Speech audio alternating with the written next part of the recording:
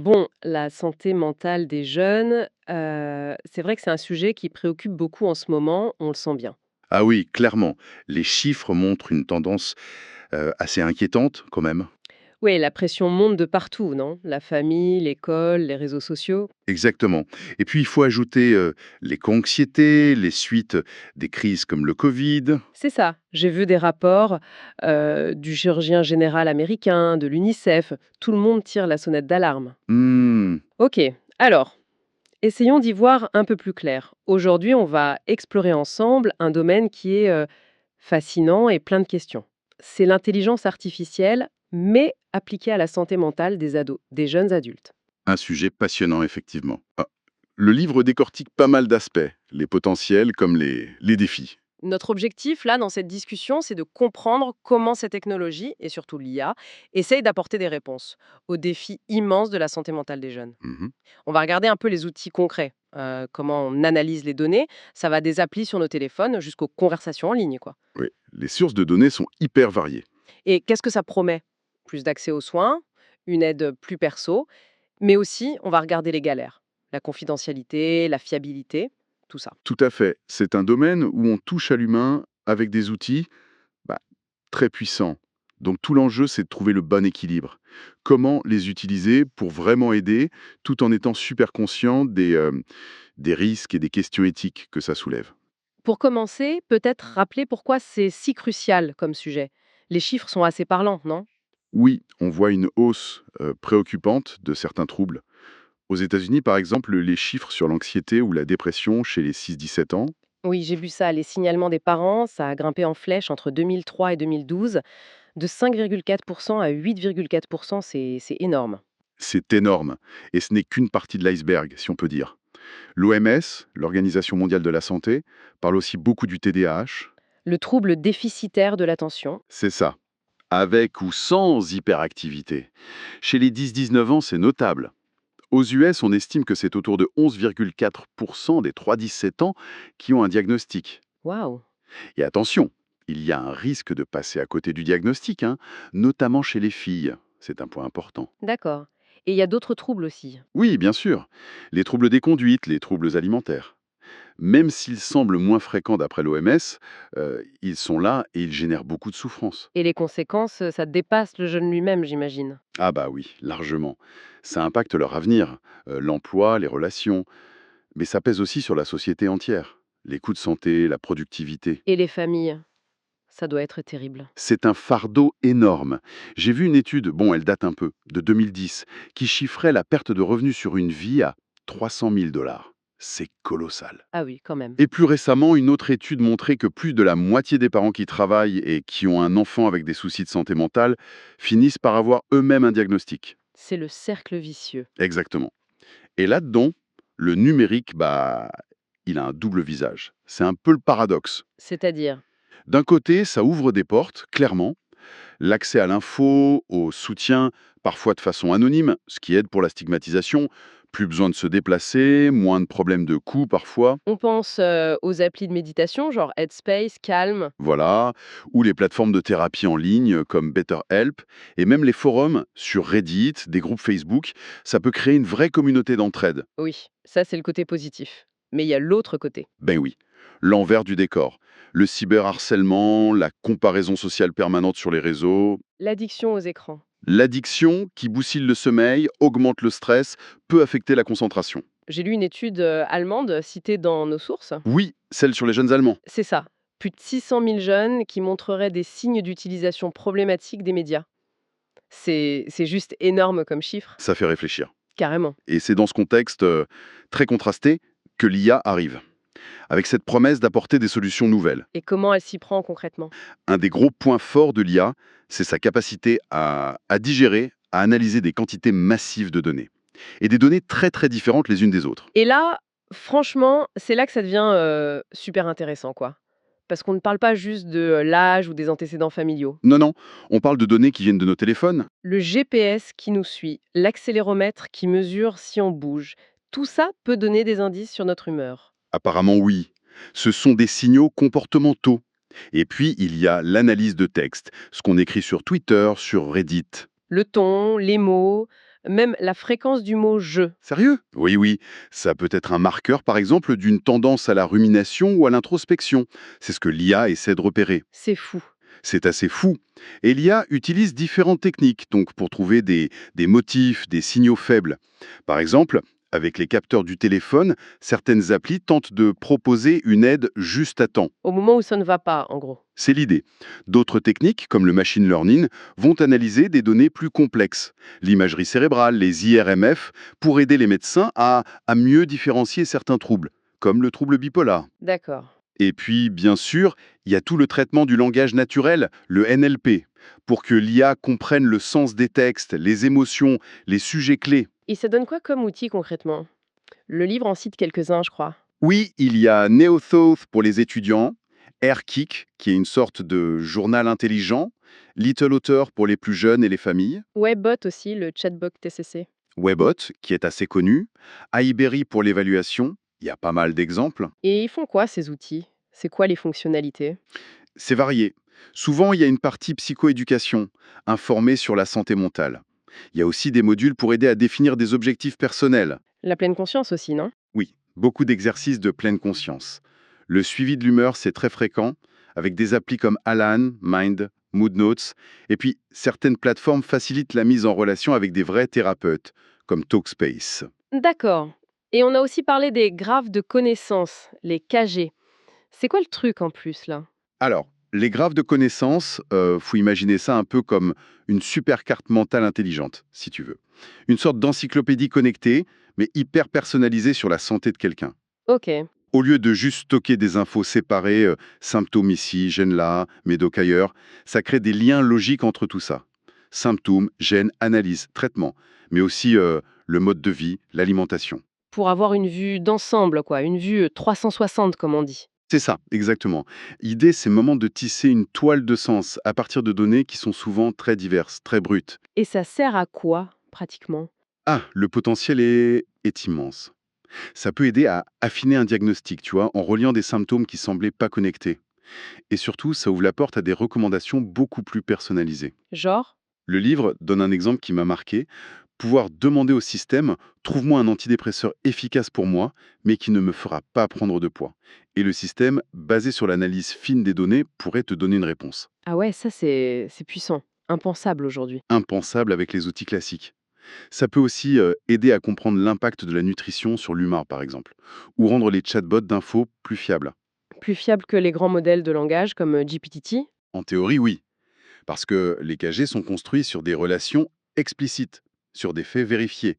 Donc, moins de risques d'hallucination, comme on dit pour les LLM, moins de risques qu'ils inventent des trucs. D'accord. Et on peut savoir d'où vient l'info? Oui, la traçabilité est meilleure. Le gros défi technique, par contre, c'est d'arriver à intégrer toutes ces données. Elles viennent de partout, elles sont pas toujours bien structurées. Il faut des outils d'analyse de langage, de NLP, assez costauds pour extraire les infos et les liens. Ok. L'IA peut aussi servir à anticiper les problèmes, évaluer les risques. Absolument. Et ça, c'est un aspect vraiment crucial. L'idée, c'est d'identifier le plus tôt possible les signes d'une détresse qui s'aggrave, pour pouvoir intervenir avant que ça devienne critique. Et pour ça, il faut regarder quoi? Il faut prendre en compte un maximum de facteurs biologiques, psychologiques, sociaux, le contexte global de la personne. L'IA peut aider à analyser tout ça pour estimer un niveau de risque ou pour mieux caractériser un trouble psychique. Et est-ce que c'est une dépression légère, modérée, sévère? Est-ce que c'est un épisode unique ou récurrent? Et comment on sait si l'IA dit juste? J'ai vu passer des sigles bizarres. PHQ9, GAD7. Ah oui, ça, ce sont des questionnaires standardisés. Les professionnels de santé les utilisent tout le temps pour évaluer les symptômes. Le PHQ9, c'est pour la dépression, le GAD7 pour l'anxiété par exemple. D'accord. On les utilise pour vérifier ce que dit l'IA. Oui, pour calibrer les outils IA, pour évaluer leur performance. Mais au-delà de juste mesurer, ce qui est super important, c'est la transparence, l'explicabilité. Comprendre pourquoi l'IA dit ça. Exactement. Pourquoi elle arrive à cette conclusion ou cette prédiction? Quels éléments ont pesé le plus? C'est essentiel pour que les professionnels et même les patients puissent faire confiance et utiliser l'outil intelligemment.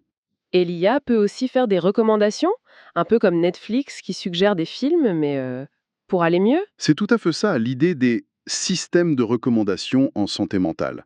Et il y a plein de façons de faire.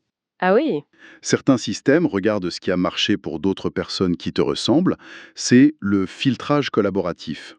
D'autres analysent le contenu. Est-ce que cette thérapie, cette activité correspond à tes besoins spécifiques?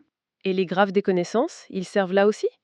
Oui, ils peuvent être utilisés pour faire des recommandations basées sur des règles logiques, sur les liens qu'on a établis, et les systèmes les plus sophistiqués essayent même de prendre en compte le contexte. Le contexte, point.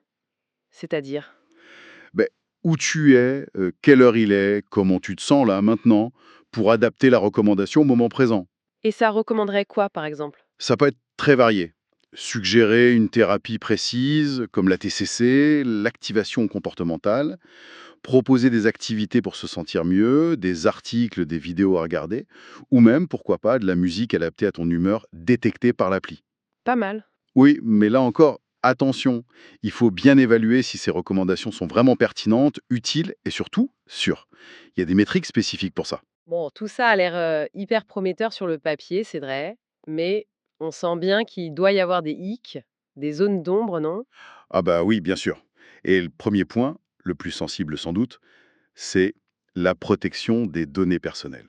Les données de santé mentale, c'est hyper confidentiel. Extrêmement. Et nos sources le rappellent, hein. Il y a eu des incidents, des fuites de données, comme chez Crisis Textline.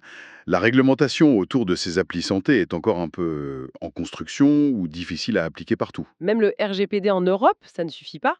Ça couvre beaucoup de choses, mais le partage de données via les applis mobiles, les objets connectés, c'est complexe. Il y a des zones grises. Et on fait comment pour limiter les risques alors? Il y a des solutions techniques et organisationnelles. Le chiffrement des données, c'est la base. Des contrôles d'accès très stricts. Et surtout le consentement de l'utilisateur. Il doit être clair, informé et facile à retirer. La privacy by design, comme on dit. Penser à la vie privée dès le début. Exactement. Il y a aussi des techniques plus avancées, comme l'apprentissage fédéré.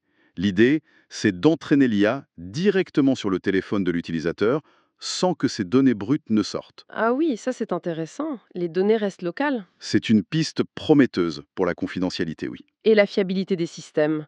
On a dit que les graphes de connaissances étaient peut-être mieux. Mais les IA type ChatGPT, C'est l'autre gros enjeu, surtout avec l'IA dite générative, les LLMs. Ils sont bluffants pour discuter, répondre, aider à écrire.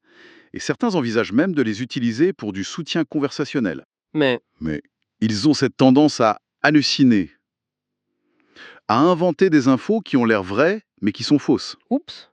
Et ils peuvent aussi répéter les biais, les stéréotypes qu'ils ont appris dans les milliards de textes qu'ils ont lus sur Internet. Donc, pas question de leur demander un diagnostic ou un conseil médical direct. Bah non, surtout pas.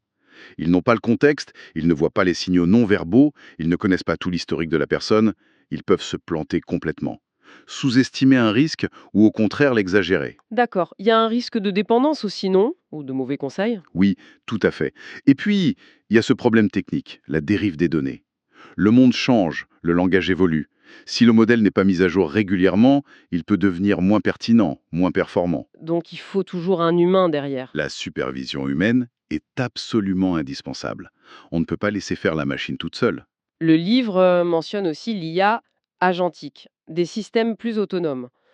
Ça fait un peu peur, non? Disons que ça soulève encore d'autres questions, oui.